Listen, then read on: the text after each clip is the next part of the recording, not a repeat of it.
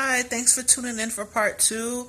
I left off on part one, giving you the proper dosages for the compound to use with Boswellia being 150 milligrams 3 times per day. One thing that's different about this video delivery is that instead of talking about one drug or one medication, I'm telling you about three. And there's a common misconception that was brought to my attention yesterday when I was talking to one of my friends, and it's that because something grows on a tree or grows in nature, that it has to be completely safe and completely healthy for general use. And that is definitely not necessarily the case, because whereas it might affect your body beneficially in one way, it can also affect your body negatively in another way, specifically if you are taking other medications. And I want to give you a rundown of that for this compound specifically, because there's three different herbals that you would be taking. Okay, so the research that I did on the first ingredient, the Terminalia chebula, actually did not produce anything negative, which is a really good thing to report. And also it has another name that you can look it up by, because I had a hard time finding Ayuflex, Ayuflex for purchase, but it has another name here, Haritaki, Haritaki,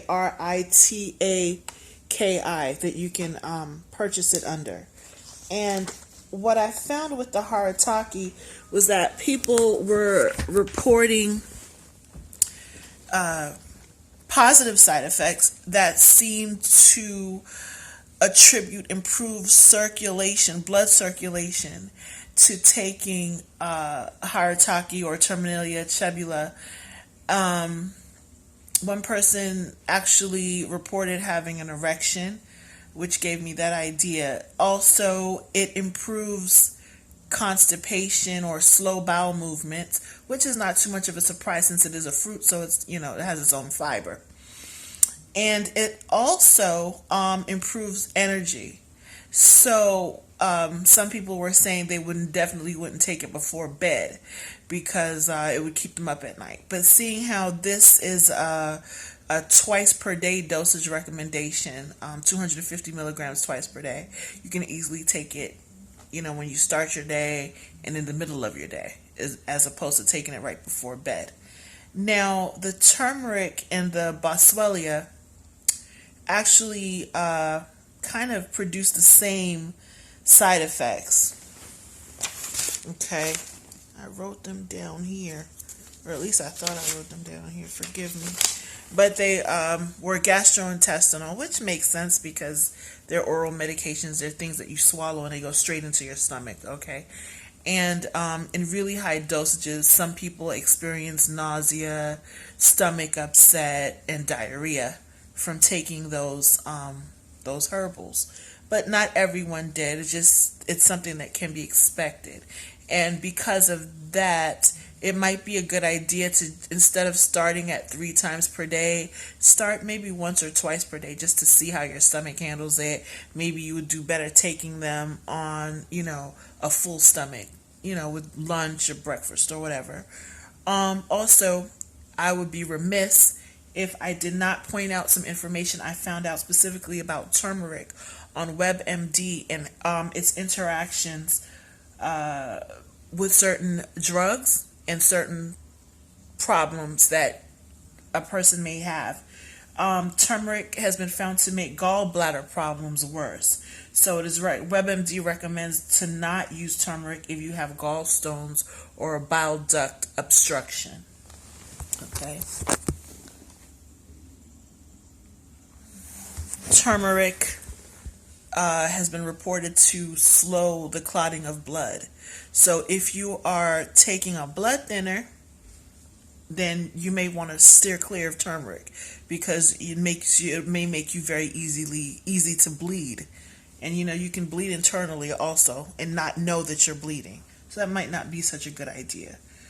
In terms of blood sugar, turmeric has been found, well, actually curcumin, which has turmeric in it, has been found to decrease blood sugar in people with diabetes.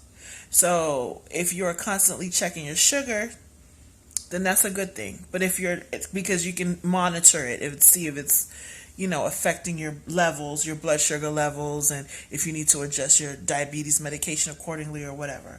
But if you're not checking your blood sugar, then it could be dangerous. You could have a hypoglycemic effect from it. As I previously said, turmeric has been associated with stomach upset and GERD, gastroesophageal reflux disease. Turmeric might lower testosterone levels and decrease sperm movement in men. So if you're interested in having a baby, that's something to be expected. And also, turmeric has been found to act like the hormone estrogen. So it can make hormone-sensitive conditions worse. Hormone-sensitive conditions include breast cancer, uterine cancer, ovarian cancer, endometriosis, or uterine fibroids. I'm scrolling down to see if there's anything else that you need to know. High amounts of turmeric can prevent the absorption of iron. So it's to be cautioned in people with iron deficiency. And knowing all of this, as I always do, I always recommend that you follow up with a physician, or you let your primary care physician know that you're going to give this a try and these are the side effects, and maybe you can have your blood monitored while you're taking it, and so on and so forth. Okay, so I hope you found these videos to be beneficial.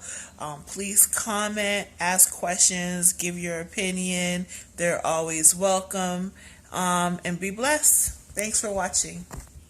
Oh, and subscribe. Subscribe to my channel, because I'm always doing research on whatever's available out there on the market that we may not know about, that even our physicians may not know about, and I would like to explain it in a very down-to-earth manner so that people, the general public, will know about them. Okay? So subscribe. Thank you. Bye-bye.